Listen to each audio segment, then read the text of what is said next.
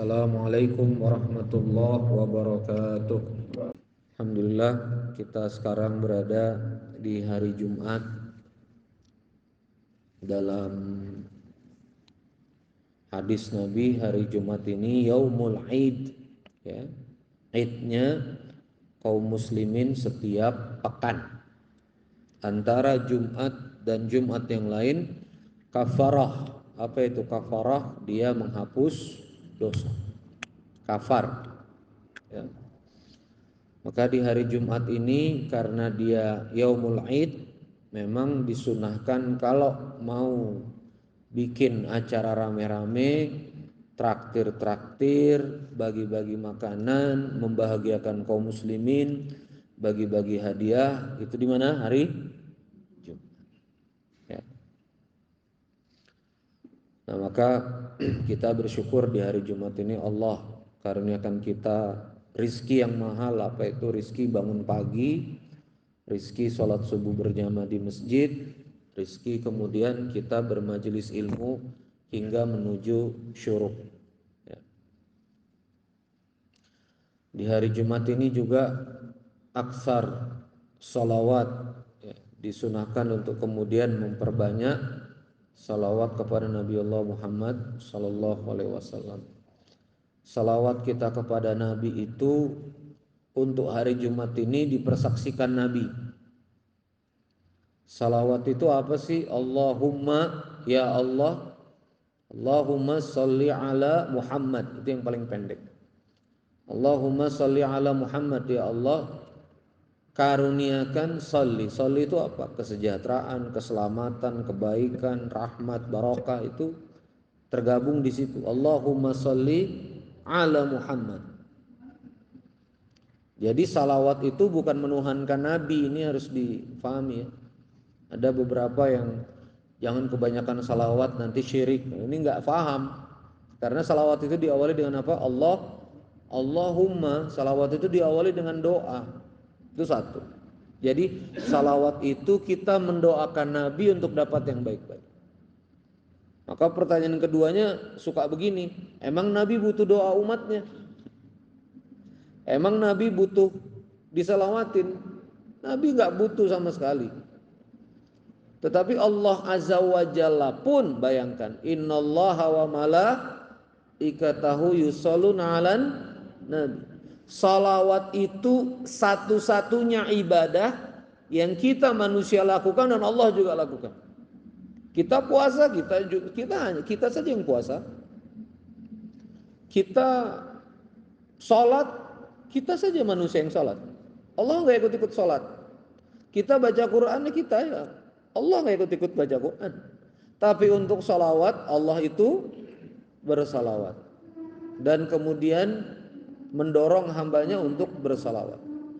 Apa makna yang alim ulama sampaikan di sini? Maka doa kepada Nabi Muhammad SAW itu seperti gelas yang kemudian sudah penuh dengan air, yang kemudian kita banjiri dengan air lagi. Maka luberlah doa itu kepada kita, umatnya Nabi Allah Muhammad sallallahu alaihi wasallam.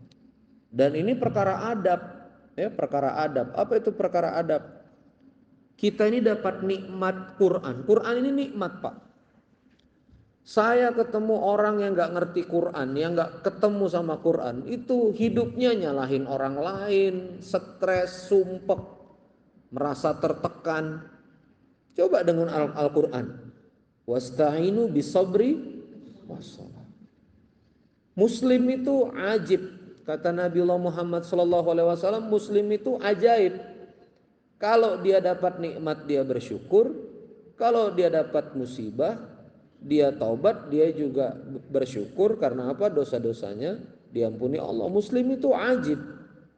Nah, kita bisa dapat ketenangan, kita jadi ngerti dunia ini harus dijalani seperti apa. Itu wasilah Al-Quran, asbab dari perjuangan Nabiullah Muhammad sallallahu alaihi wasallam. Bayangkan, menyampaikan Quran ini ke para sahabat, begitu sabarnya, Islam kemudian bertahan menyebar, jaraknya 14 abad sama kita. lalu kemudian juga jaraknya ribuan mil nyampe ke Indonesia ini, asbab perjuangan siapa yang mengawali? Nabiullah Muhammad sallallahu alaihi wasallam. Itu namanya adab. Jadi gurunya guru ini, sanad yang kemudian kita dapat Al-Quran ini ya Nabiullah Muhammad sallallahu alaihi wasallam. Maka saya punya guru itu, beliau tuh selalu minta untuk adab sebagai santri, dia mengamanatkan pada kami itu mendoakan liman lahu hakun alaina. Coba lagi, liman lahu hakun alaina. Mendoakan orang-orang yang punya hak pada diri kita. Kita sekarang sudah bisa kerja, sudah gede begini. Siapa yang punya hak sama diri kita itu? Kedua orang tua kita, walidaini, kedua orang tua kita. Karena tanpa kedua orang tua kita nggak bisa begini. Siapa lagi yang punya hak sama kita? Oh, dulu waktu saya kuliah, saya dibiayai oleh tante, saya dibiayai oleh paman. Berarti paman punya hak sama kita. Liman lahu hakun alaina, siapa lagi? Oh, dulu waktu saya bekerja ada senior perusahaan yang ngedidik saya, ngejagain saya. Nah, dialah yang punya hak pada diri kita. Liman lahu hakun alaina. Termasuk guru-guru kita yang mengajarkan Quran, yang mengajarkan huruf ya, sampai kemudian kita memahami ini. Ini liman lahu hakun alaina. Nah, maka dari itu jamaah yang dimuliakan Allah Subhanahu wa taala, banyak-banyaklah kita salawat pendek Allahumma shalli ala Muhammad ya. Ada yang mau pakai Sayyidina, Allahumma shalli ala Sayyidina Muhammad. Mendoakan keluarganya boleh, Allahumma shalli ala Sayyidina Muhammad wa ala ali Muhammad. Itu kita mendoakan keturunan, mendoakan Nabi, keluarga dan para sahabat juga boleh. Allahumma shalli ala Sayyidina Muhammad wa ala ali Sayyidina Muhammad wa ala ali wa sahbihi ajma'in. Wa ashabi ajma'in insyaallah. Baik. Hari Jumat ya. Hari Jumat ini harinya Nabi, saya izin mensyarahkan hadis. Jadi kalau Al-Qur'an itu kalau dijelaskan mendalam namanya tafsir. Namanya apa? Tafsir. Tafsir dari ayat. Kalau hadis dijelaskan namanya syarah. Namanya apa? Syarah. Jadi kalau hadis itu dibelah, maksudnya, konteksnya, latar belakangnya, ya itu namanya syarah, ya, disyarahkan. Nah, hari Jumat ini saya ingin mensyarahkan hadis. Mendalam satu hadis saja sudah saya post di grup pemakmur sama di grup Subuh Mahabbah, yaitu hadis tentang majelis. Hadis tentang fadilah majelis. Fadilah apa? Majelis. Ini kan kita tiap hari bermajelis nih. Nah, apa yang kemudian jadi perkara yang menurut saya ini harus kita luruskan, bukan luruskan ya, harus kita dalami. Kita kadang nggak ngerti fadilahnya itu. Karena kita nggak ngerti fadilahnya itu, kita jadi memperlakukan majelis itu tidak begitu tidak begitu mendalam perasaan kita. Kenapa? Karena kita nggak tahu apa, nggak tahu fadilahnya, nggak tahu keutamaannya, nggak tahu benefitnya, nggak tahu balasannya. Sesuatu yang kita nggak tahu berharga itu ya kita pasti sepelekan. Jadi ada di YouTube itu saya lihat di Reels ya, di Reels itu berputar-putar video pendek seorang pemain biola kelas dunia. Itu konsernya dia itu mahal itu. Ya, kalau dirupiahkan itu untuk ngikutin konsernya dia, untuk nonton sekedar sejam setengah itu harus merogoh jutaan rupiah kalau euro dikalibrasi ke rupiah. Dia pakai baju biasa, pakai baju ala kadarnya. Dia main biola, ngamen di stasiun. Ngamen di mana? Stasiun. Nggak ada yang dengerin, Pak. Lalu lalang orang ngasihnya receh. Padahal violin kelas dunia. Apa yang kita bisa ambil pelajaran di sini? Ya begitulah orang kalau nggak tahu value, kalau nggak tahu apa? Value. Kalau nggak tahu nilai, orang pasti ngeremehkan. Ya orang pasti apa? Meremehkan. Itu kalau orang nggak tahu value. Tapi kalau orang tahu value-nya, orang nggak akan ngeremehkan. Termasuk majelis. Nah, makanya kita mensyarahkan hadis tentang bermajelis ilmu ini supaya kemudian kita betul-betul memahami fadilahnya. Hadis ini diriwayatkan oleh hadis riwayat Muslim dalam kumpulannya. Jadi hadis ini adalah perkataan Nabi yang kemudian berantai. Di zaman Nabi tidak boleh dicatat. Ini ilmu hadis ya, ulumul hadis. Kenapa di zaman Nabi tidak boleh dicatat? Agar tidak bercampur dengan Al-Quran. Agar tidak bercampur dengan Al-Quran. Maka hadis itu ada dalam ingatan sahabat. Apa saja hadis itu? Perkataan Nabi, ya, penglihatan sahabat atas perilaku Nabi Muhammad SAW yang direkam oleh sahabat. Itu adalah hadis yang kemudian dirantaikan. Maka ada penerima pertama. Penerima pertamanya di sini Abu Hurairah yang mendengar pertama. Maka para sahabat yang kemudian meriwayatkan itu, yang raji-raji itu, kita sering dengar Abu Hurairah karena hidup sezaman dengan Nabi, ahlu sufah. Ibnu Abbas radhiyallahu an karena sejak muda bersama Nabi. Aisyah radhiyallahu anha karena istri Nabi yang paling muda dan paling pinter. Ya, jadi itu fikih-fikih perempuan itu di Aisyah itu, ya. Lalu kemudian Anas bin Malik. Kenapa Anas bin Malik ini banyak meriwayatkan hadis? Karena kemudian Anas bin Malik radhiyallahu an itu seperti asistennya Nabi, khadimnya Nabi, ya, yang kemudian membersamai Nabi Muhammad sallallahu alaihi wasallam dalam beberapa etapa. Makanya dia bisa meriwayatkan. Nah, begitu sudah periwayatan ini berselang beberapa ratus tahun, maka lahir namanya ulama hadis yang menghimpun ini semua. Ada ulama hadis dari Bukhara, kita sebut dengan Bukhari. Udah dari area Rusia itu, menjelajah kemana-mana, ngumpulin matan, ngumpulin konten hadis, lalu kemudian ditarik dari mana kamu tahu dari mana, dari mana, dari mana, dari mana. Nah, Bukhari itu ngecek matannya, ngecek sanadnya. Matan itu isinya, sanad itu rantainya. B dengar dari A, ternyata A dan B nggak hidup sezaman. Kok bisa dengar? Berarti ini hadis, ya, bukan cuma lemah tapi dia maudhu, dia palsu, coret. Sanad B D dengar dari C, C dengar dari B. Lalu kemudian si B ini punya track record pernah nipu kuda. Bukhari itu begitu. Ada yang meriwayatkan itu pernah menipu kuda. Padahal makanannya nggak ada. Ini berarti pendusta, nggak bisa dipercaya. Doif langsung hadis. Dahsyat itu hadis. Jadi dicari track orang jujur. Apa itu hadis mutawatir? Yang matannya sama, banyak yang meriwayatkan. Itu namanya mutawatir. Yang ini meriwayatkan, ini meriwayatkan, ini meriwayatkan. Maka ulama hadis yang mengumpulkan hadis ketatnya luar biasa adalah Imam Bukhari. Yang kedua yang juga mengumpulkan adalah Imam Muslim. Jadi ada HR Muslim, HR Bukhari begitu. Lalu kemudian turunan di bawahnya Tirmidzi, ya, Abu Daud dan seterusnya. Nah, ini sedikit ilmu tentang hadis, ya, ilmu tentang hadis. Nah, hadis yang akan kita sampaikan ini adalah hadis riwayat Muslim dalam Musnad Muslim nomor 2699. Sahih urutan 3. Sahih pertama yang mudah itu adalah Bukhari meriwayatkan, Muslim meriwayatkan. Ini dua ulama hadis besar.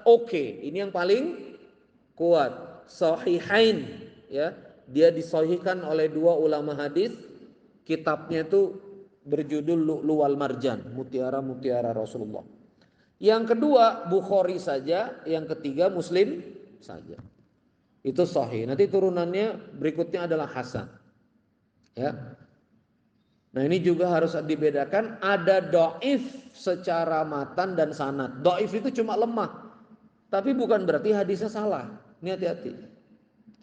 Jadi hadis itu kalau lemah, ya, ternyata dia ada kebaikan dan secara matan tidak bertentangan, itu masih boleh dipakai. Tapi ada hadis yang maudhu. Maudhu itu nggak jelas tarikannya kemana. Salah satunya yang suka diceramahkan, Nabi ngasih makan Yahudi buta. Itu saya diskusi sama teman-teman yang ngaji, yang bisa akses kitab di Maktabah Syamilah. Coba dicari hadis periwayatan Nabi ngasih makan Yahudi buta, itu nggak ketemu.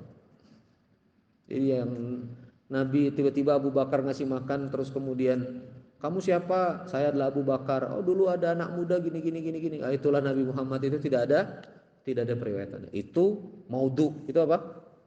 Maudhu. Maudhu itu palsu. Nah maudhu kita nggak bisa pakai. Doif bisa dipakai selama matannya ada kebaikan. Itu ada perspektif ulama begitu. Nah baik, kita berfokus di sini. Hadis riwayat Muslim nomor 2699. Wa majtama'a qaumun, bisa diulangi? Wa majtama'a qaumun, ya. Bismillahirrahmanirrahim. Wa majtama'a qaumun, wa majtama'a mujtama', barang siapa, wa majtama'a qaumun, dan apabila kemudian sebuah kaum itu bermujtama. Apa itu mujtama? Mujtama itu berkumpul, ya. Ijtima ulama berkumpul mengeluarkan pendapat, itu ijtima. Kita berkumpul di sini namanya juga mujtama. Wa majtama'a qaumun, berkumpul kaum itu fi baitin min buyutillah. Coba lagi. Fi baitin, di dalam rumah, yang mana rumah itu min buyutillah. Apa syarah min buyutillah di sini? Masjid. Nah, ini menjadi perspektif bahwa ngumpul-ngumpul itu disunahkan di masjid. Maka saya marah betul sama ketakmiran yang nggak tahu ilmunya dari mana. Masjidnya kosong malah bangun auditorium di samping di luar masjid. Kenapa nggak pakai masjid? Iya, supaya masjid nggak kotor kalau taklim. Jadi kita taklimnya di auditorium. Ini ilmu dari mana? Kita punya auditorium di bawah itu, kalau di sini penuh auditorium pakai. Tapi ada masjid itu yang tempat taklim sendiri, masjidnya cuma dipakai 5 waktu. Subuh, zuhur, asar, maghrib, isya. Coba lihat nabi-nabi itu ngajinya di masjid, ngedidiknya di masjid. Kampus paling tua di dunia, ya. Jami' al-Qarawiyun, Jami'at al-Qarawiyun itu, ya. Jami'ah al-Qarawiyun itu di Maroko, kampus tertua di muka bumi, diakui oleh PBB. Itu kampusnya pertama di dalam masjid. Nah, tiang-tiang begini itu satu tiang satu guru, satu tiang satu dosen. Ya, satu guru ahli lughah bahasa, satu guru ahli hisab, ya, satu guru aljabar, ya, satu guru, satu guru, satu guru. Begitu penuh baru bikin kelas. Nah, gitu ya. Begitu penuh membeludak baru bikin kelas. Sekarang ini lucu, masjidnya kosong sibuk bikin kelas. Makanya kalau saya keliling nge-training dan melatih masjid-masjid itu, kalau mau buat sekolah jangan lagi bangun-bangun gedung, gunakan masjid. Kapan masjid itu kosong? Subuh sampai zuhur kosong, zuhur sampai asar kosong. Di zaman Nabi itu ramai terus masjid itu, ya, tempat ngobrol, tempat diskusi. Nah, pelan-pelan lah kita tetesin Masjid Al-Mansur ini subuh. Nanti pelan-pelan gak boleh lagi dari subuh syuruk sampai zuhur kosong. Harus program. Jam 7 sampai jam 9 tasin ibu-ibu. Jam 9 sampai jam 11 fikih. Nah, itu difikirkan nanti konten-konten. Itu masa depan masjid kalau mau bener tuh begitu. Baru dia bisa barokah karena jadi tempat ilmu. Nah, saya kembali lagi ke sini.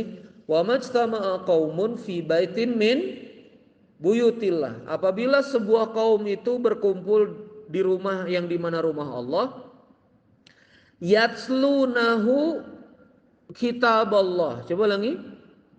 Yatsluna kitab Allah, maaf. Yatsluna kitab Allah. Talak, ya. Talak itu membaca dan kemudian memaknai kitab Allah. Coba ada iqra, ada talak. Coba ulangi.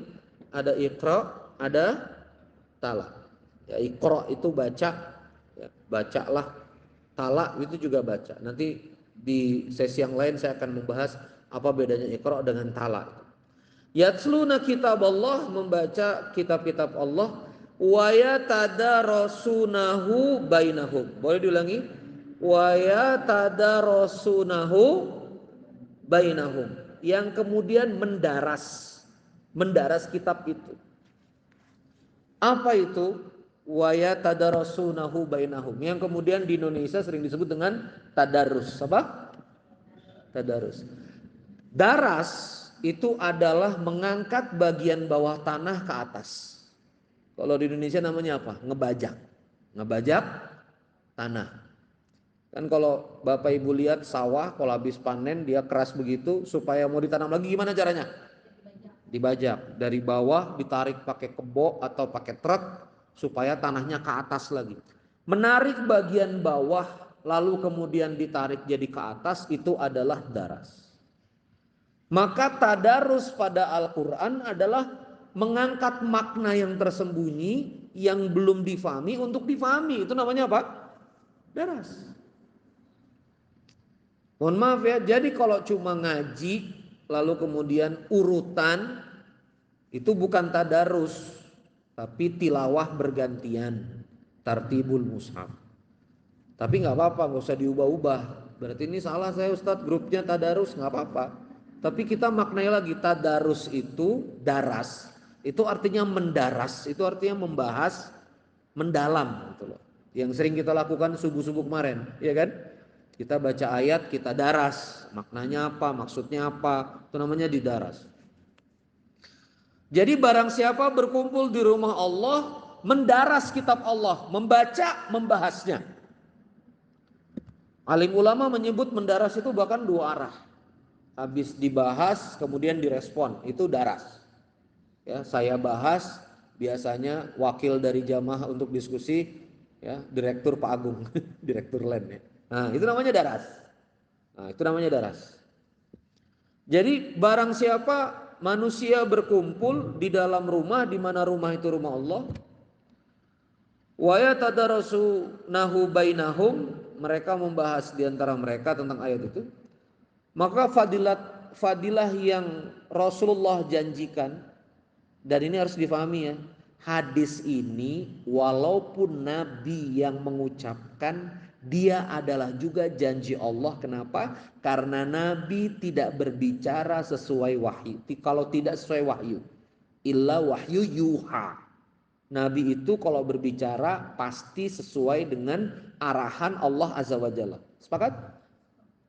Jadi hadis ini bukan janji Nabi, tapi pasti juga adalah janji Allah Azza wa Jalla, karena Nabi yang berbicara dan sahih. Apa janji Allah Azza wa Jalla kepada kita? Illa nazalat, ulangi, illa nazalat alaihi musakinah. Maka tidaklah mereka berkumpul kecuali, ya gitu bahasa Arabnya, nazalat alaihi musakinah, Allah turunkan ketenangan. Nah, ini ilmu mendasar ya di dalam Al-Quran tentang ketenangan.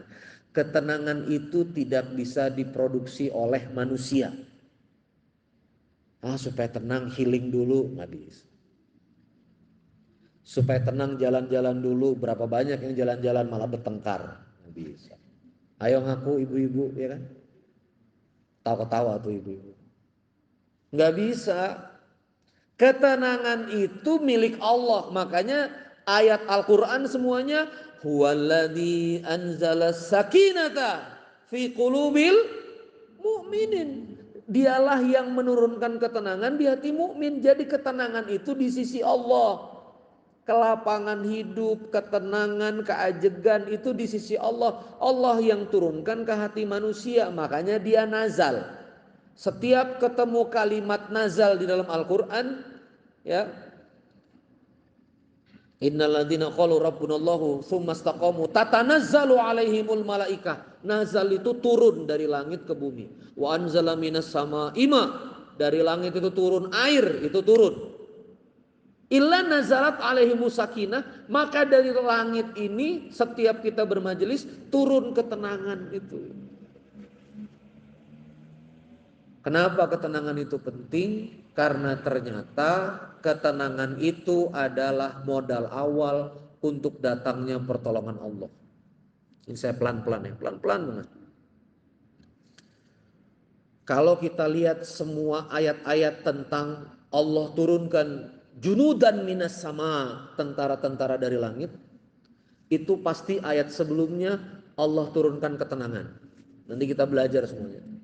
Di Al-Anfal begitu, di Al-Fat begitu, di beberapa tempat begitu. Jadi sebelum Allah turunkan pertolongan, malaikatnya turun, pertolongannya turun, Allah turunkan apa dulu? Allah turunkan apa dulu? Ketenangan. Apa hikmahnya? Karena manusia hanya bisa menyelesaikan masalahnya kalau dia tenang. Saya ulangi. Manusia hanya bisa menyelesaikan masalahnya kalau dia tenang. Utang udah banyak, bisnis udah jatuh, udah bangkrut, tapi dia gelisah.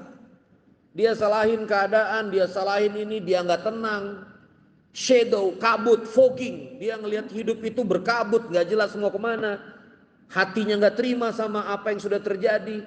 Hatinya nggak terima dengan apa yang Allah sudah tetapkan. Maka pikirannya nggak lepas, urat-urat sarafnya tegang, matanya juga melihat juga terbatas. Maka masalahnya makin kacau. Sama seperti kita beresin benang kusut. Kalau saya ngomong sama Pak Ganjar, jangan benang kusut, kabel kusut ya Pak. Karena kalau Pak Ganjar perkabelan. Gimana Pak Ganjar? Kalau ada kabel sound system kusut, terus kita buru-buru, makin kusut, bener. Kalau kabel kusut, lihat ujungnya di mana, kemana, urai pelan-pelan, lama-lama terurai.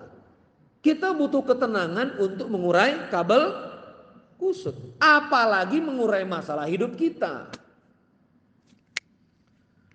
Makanya kalau ada sahabat kita punya masalah keluarga, rumah tangga, duit, finansial, dan dia ngaji terus, ente jangan ngomong ini utang banyak kok ngaji terus. Ya memang harus ngaji terus supaya dia hadir apa?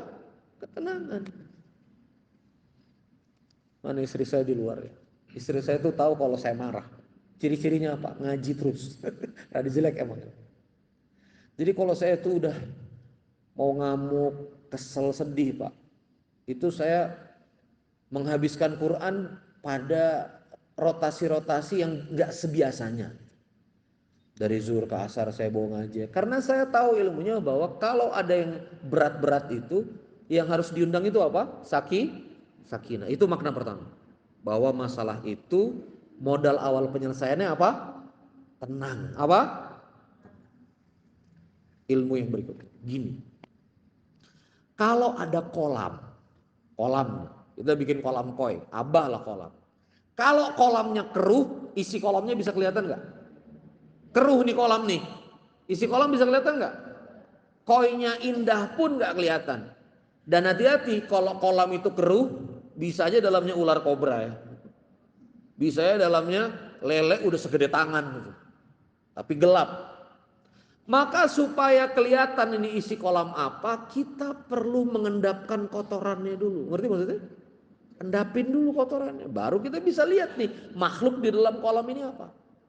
Nah hidup itu begitu Pak, kalau kita nggak tenang, kotoran hidup itu naik semua, kita nggak bisa lihat pertolongan Allah.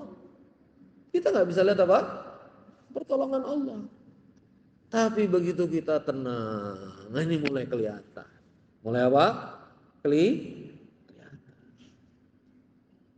Saya kan juga bingung kan tinggal di Palang Permai, masjidnya At-Taubah. Gimana saya mau bangun kesantrian nih?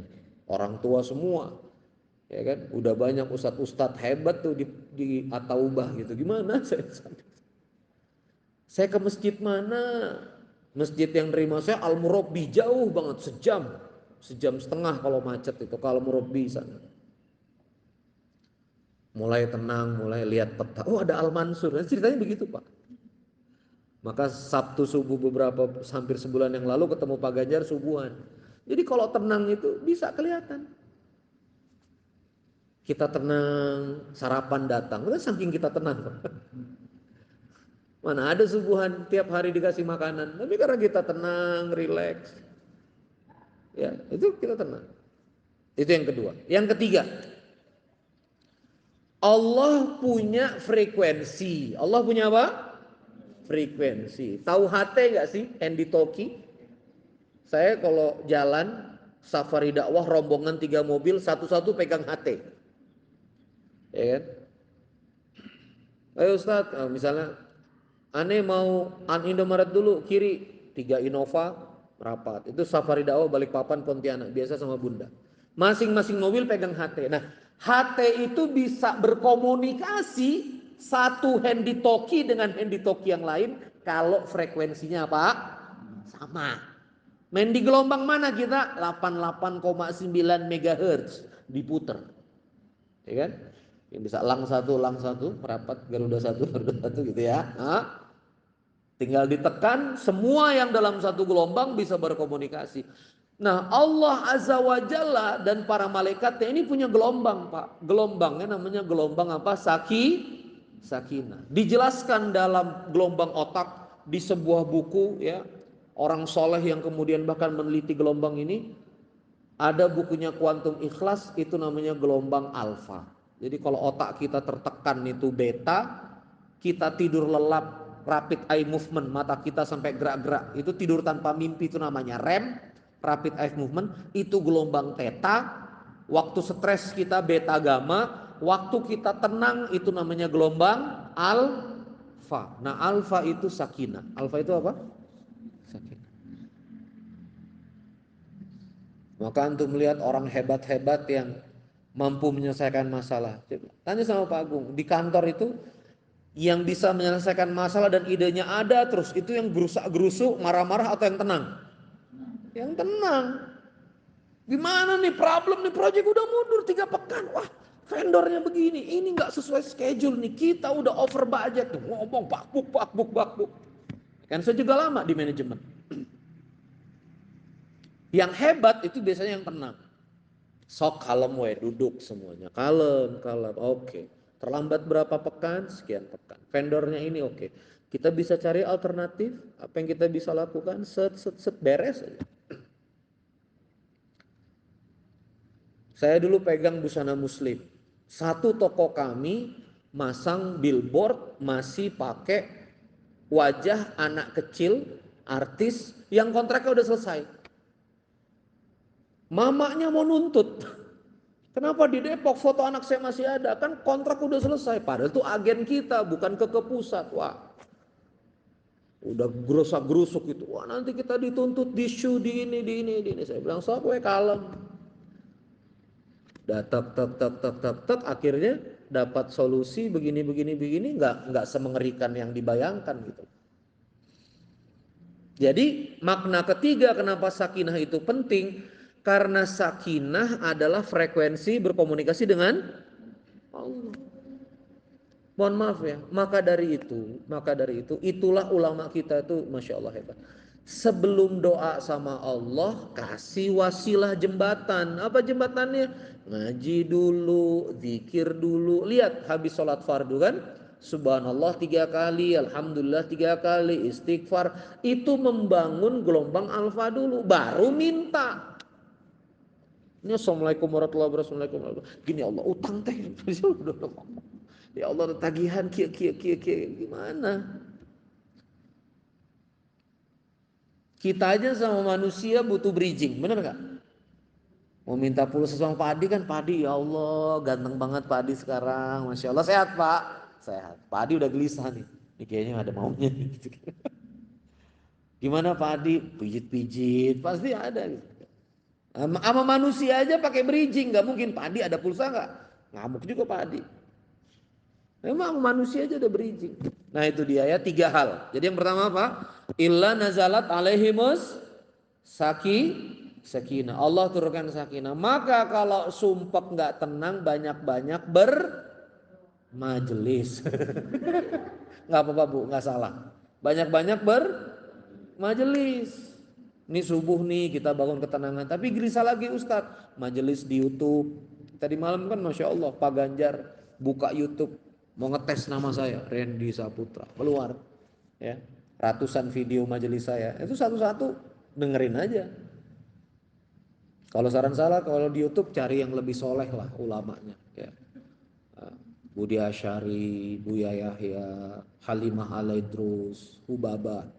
Ya, nah itu carilah. Begitu. Yang kedua, illa nazalat alaihimus sakinah. Lalu kemudian yang kedua, fadilahnya adalah wa ghasyiyat humur rahmah. Ulangi, wa ghasyiyat humur rahmah, dan ghasyiyah, dan Allah sirami kehidupan kita ini dengan rahmah. Dengan apa? Rahmah. Apa itu wa ghasyiyat humur rahmah? Nah, ini supaya gampang. Shower, apa ulangi apa? Shower. Car wash ini loh. Gimana nyuci mobil? Nyuci mobil itu gimana? Diapain? Semprot. Nah, air yang kemudian menyelimuti mobil itu namanya gosyiat. Gosyiat itu nyemprot itu. Itu namanya gosyiat. Jadi waktu kita di majelis kita diapain? Waktu kita di majelis ini diapain? Nah, disemprot. Disemprot pakai apa? Rahmatnya Allah. Saya ini orang Banjar, Pak. Guru kami itu ada guru ijai. Saya pernah waktu kecil diajak kakek saya untuk ke guru ijai, itu majelis di Sekumpul Martapura. Sekarang kalau haul itu 3 juta 4 juta orang tuh dari Martapura sampai Banjarbaru itu haul beliau. Saya tuh waktu ke majelis, percaya atau enggak, itu sampai ngaji di gang pakai TV. Jalan 400 meter tuh penuh manusia semua. Saya nanya sama kai saya. Banjar tuh manggil kayaknya kakek. Kai, kenapa orang banyak kayak gini? Ya berkahnya itu. Biar kita nggak ngerti pakai bahasa Banjar. Biar kita kada paham, nah itu pakai bahasa Banjar. Walaupun kita nggak ngerti. Barokah kita. Orang sakit nah, ikam taro aja di sini sembuh kena. Nah itu bahasa Banjar. Kalau ada orang sakit, taro aja di sini sembuh. Maka saya lihat tuh pakai kursi roda, kadang ada yang tiduran, dibawa aja ke majelis itu. Maka dari itu wa ghasyiyatuhumur rahmah. Ustadz, saya mules-mules ini kayaknya Ustadz.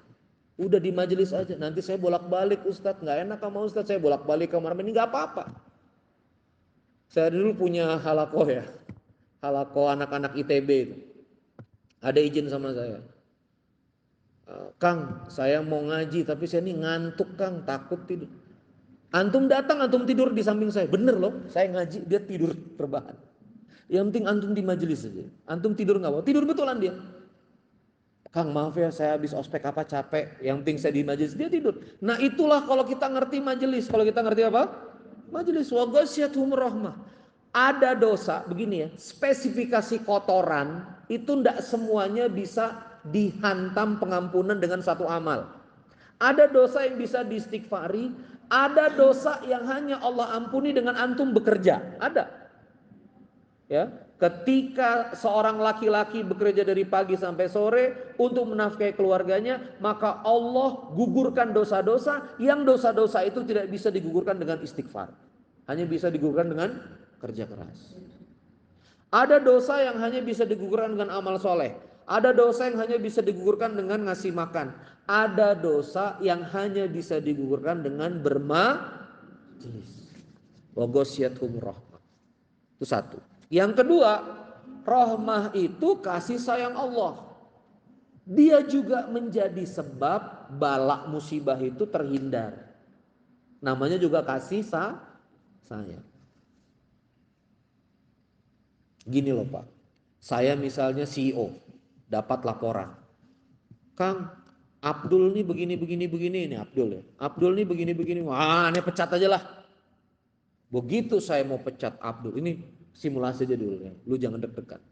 Begitu saya mau pecat Abdul, Abdul lagi ngepel masjid. Wih, ngepel masjid. Hati saya tiba-tiba marhamah gitu. Gua nggak tega sama Abdul nih, nggak jadi dipecat lah. Nah itulah irhamna, itulah apa? Roh. Jadi kita ini lagi ngundang maklumnya Allah sama sayangnya Allah sama kita. Nah kalau Allah wa ghasyiyatuhum rahmah, Allah hindarkan kita. Mungkin saja bisa jadi harusnya kita celaka, wasilah majelis kita nggak celaka, amin. Mungkin aja kita harusnya ketipu, wasilah kita majelis kita nggak jadi ketipu, amin. Mungkin aja kita wasilahnya bermasalah, salah kebijakan atau ini itu di kantor, di perusahaan atau di bisnis salah langkah, wasilah kita majelis, Allah halangi kita untuk dapat proyek yang nggak bagus. Itu. Wa ghasyiyatuhumur rahmah. Ulangi, illa nazalat alaihimus sakinah wa ghasyiyatuhumur rahmah. Wa haffathumul malaikah. Coba ulangi. Wa haffathumul malaikah. Apa itu? Allah kumpulkan kita dengan malaikat, menjunjung dari atas kepala kita sampai arasy malaikat.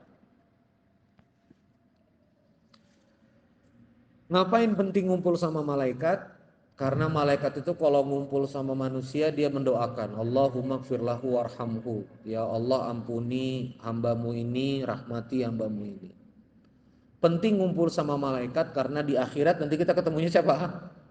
Malaikat. Mudah-mudahan kalau kita sering ngumpul sama malaikat, begitu sudah kita di yaumul akhir, kita lewat sirotol mustaqim, kita di yaumul hisab, malaikat kenal, ente, ini sering lihat ente di majelis, panas ya, dilindungi, capek ya, dibuat nggak capek, dibuat sejuk, itu namanya kenal orang dalam, namanya apa?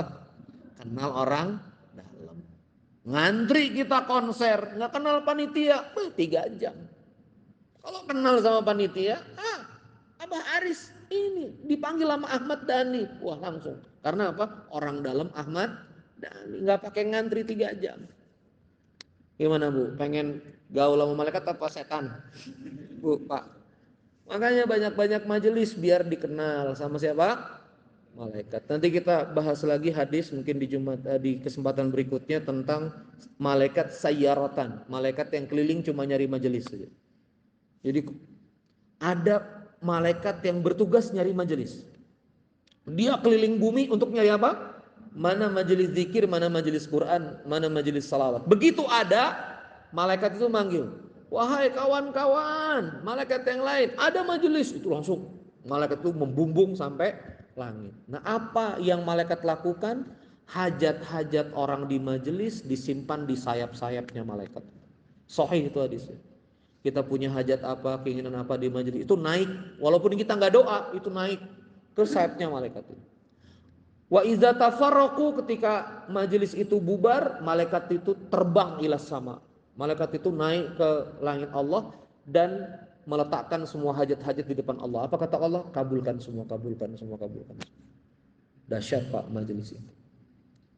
Makanya budayakan, saya kalau punya santri itu saya minta bawa, biasanya kenapa majelis saya sampai 1.200 orang di Al-Murabi itu karena saya minta budaya bawa istri, bawa suami, kalau ada anak nanti ada kid zone ya, ada yang jagain anak-anak, bawa orang tua. Jadi majelis saya itu satu mobil, mereka orang tua, kakek, nenek, mertua itu satu mobil. Ya.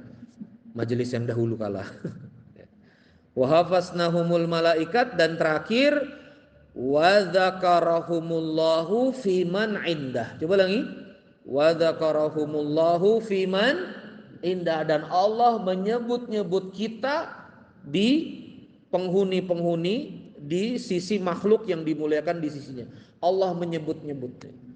Nah, ini pemahaman yang luar biasa ya. Banyak yang nggak paham maksudnya wa dzakarallahu fiman indah itu seperti apa. Yang pertama, ayah bunda, ini saya ajarin pelan-pelan. Allah kalau sudah cinta sama hambanya, dia umumin di penduduk langit. Dia umumin di penduduk langit. Aku cinta fulan bin fulan, aku cinta fulan bin fulan. Saya punya guru, itu gerakannya infak beras. Ya, santrinya itu 100.000. Orangnya soleh, gak pernah marah, dijahatin, balas baik. Waktu itu kami dakwah ke Karimata. Ke Karimata tuh 4 jam dari Pontianak, kita pakai speedboat, pakai kapal. Prediksi cuaca Pak, temen yang lewat trek yang sama di hari yang di selisih hari doang, di waktu yang sama itu tinggi ombak 4-3 meter, vung vung. Saya udah tahu kiai saya wali Allah, saya bilang, kiai aneh mau ke Karimata, asal satu kapal sama ente, udah tahu saya. Begitu naik Pak, lewatin laut, lautnya kayak danau Pak, gelombangnya itu. Kiai saya nyampe Pulau Karimata, dakwah baru, kapal yang berikutnya nggak bisa lewat. Ada malaikat yang jaga laut, paham maksudnya? Oh, yang lewat kekasihnya Allah ini dibuat tenang, itu nyata. Saya pernah ceramah sama beliau di lapangan, Pak. Kegiatan anak yatim. Panas terik, saya ngomong sama kiai saya, masih muda. Kiai Lukmanul Hakim, usia 36 tahun. Kiai, panas. Apa kata kiai saya? Iya, nggak apa-apa. Langitnya milik Allah, matahari milik Allah. Dia, Assalamualaikum warahmatullahi wabarakatuh. Awan, Pak. Angin sepoi-sepoi. Dia selesai, Pak. Waalaikumsalam warahmatullahi wabarakatuh. Awannya pergi. Saya bilang, gawat nih orang ini. Gawat ya. Ada malaikat yang kontrol awan. Hati-hati, Pak, sama kekasih Allah.